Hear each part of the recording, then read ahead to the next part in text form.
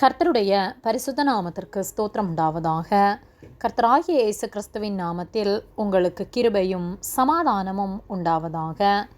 இந்த நாளுக்குரிய தியானத்திற்கான தேவ வார்த்தை தானியேல் அதிகாரம் 2 வசனம் 22. அவரே ஆழமும் மறைபொருளுமானதை வெளிப்படுத்துகிறவர். இருளில் இருக்கிறதை அவர் அறிவார். வெளிச்சம் அவரிடத்தில் தங்கும். பிரியமானவர்களே, நாம் ஆராதிக்கிற நம் தேவனாகிய கர்த்தருக்கு முன்பாக மறைவானது ஒன்றுமில்லை. அவர் சகலத்தையும் ஆராய்ந்து அறிகிறவர். நம்முடைய உள்ளிந்திரியங்களை அவர் அறிந்திருக்கிறார். அவருக்கு முன்பாக நாம் உண்மை உள்ளவர்களாய் வாழ வேண்டும். தானியேல் 2:22 அவரே ஆழமும் மறைபொருளுமானதை வெளிப்படுத்துகிறவர். இருளில் இருக்கிறதை அவர் அறிவார்.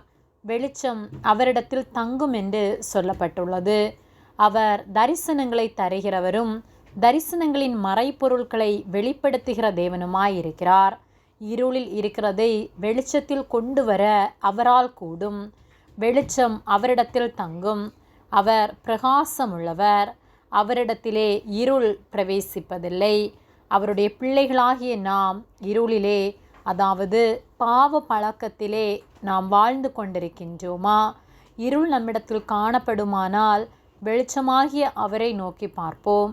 அவருடைய பிரகாசம் நம்மில் படும்போது நமக்குள் காணப்படுகின்ற இருள் நம்மிடத்திலிருந்து மறைந்து போகும். ஆகவே அவரை நோக்கி கூப்பிடுவோம்.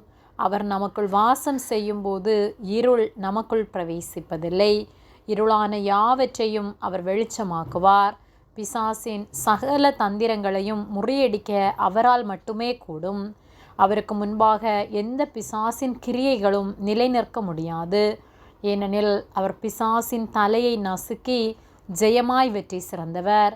ஆகவே அவருடைய பிள்ளைகளாகிய நாம் பாவத்திற்கு அடிமையாகாமல், எந்த பாவ கிரியைகளுக்கும் நம்மை ஒப்பு கொடுக்காமல், ஒருவேளை ஏதாவது ஒரு அடிமைத்தனத்தில் நாம் காணப்படுவோமானால் இந்த அடிமைத்தனத்திலிருந்து எப்படி வருவது என்று கவலைப்படாமல் கர்த்தரிடத்தில் அதை ஒப்பு கொடுக்கும்போது கர்த்தர் நம்மை அதிலிருந்து விடுதலையாக்கி நாம் சமாதானத்தோடு வாழ நமக்கு உதவி செய்வார். ஆகவே எல்லாவற்றையும் கர்த்தரிடத்தில் ஒப்பு கொடுத்து அவருக்கு உண்மை உள்ளவர்களாக இருப்போம். நம்முடைய உள்ளான இருதயத்தை அவர் அறிகிறார். சகலமும் அவருக்கு முன்பாக அவர் கண்களுக்கு வெளியரங்கமாகவும் அந்தரங்கமாயும் இருக்கிறது. ஆகவே எதையும் நாம் கர்த்தரிடத்தில் மறைக்க முடியாது என்பதை உணர்ந்து உண்மை உள்ளவர்களாய், பரிசுத்தம் உள்ளவர்களாய் வாழ்வோம். அவர் நாமத்தை மகிமைப்படுத்தி அவரோடு என்றென்றும் ஜீவிப்போம். ஆமேன். ஜெபம். எங்களை அதிகமாக நேசித்து வழிநடத்தி வருகிற எங்கள் அன்பின் பரிசுத்த பிதாவே, இந்த நாளையும் நாங்கள் காணும்படியாக நீர் எங்களுக்கு ஜீவனை தந்த அன்பிற்காக நன்றி செலுத்துகின்றோம். நாங்கள் தியானித்த வார்த்தையின்படியே நாங்கள் உம்மை சார்ந்து எல்லாவற்றையும் உம்மிடத்திலிருந்து பெற்றுக்கொண்டு இருளான எந்த ஒரு கிரியைகளுக்கும் நாங்கள் இடம் கொடாதபடிக்கு உம்மை நோக்கி பார்த்து உமக்கு பிரியமாய் வாழ நீர் உதவி செய்யும்படியாய் ஜெபிக்கின்றோம். எங்களை உம்முடைய கரத்திலே ஒப்பு கொடுக்கின்றோம். இயேசுவின் நாமத்தில் ஜெபிக்கின்றோம் பிதாவே. ஆமேன்.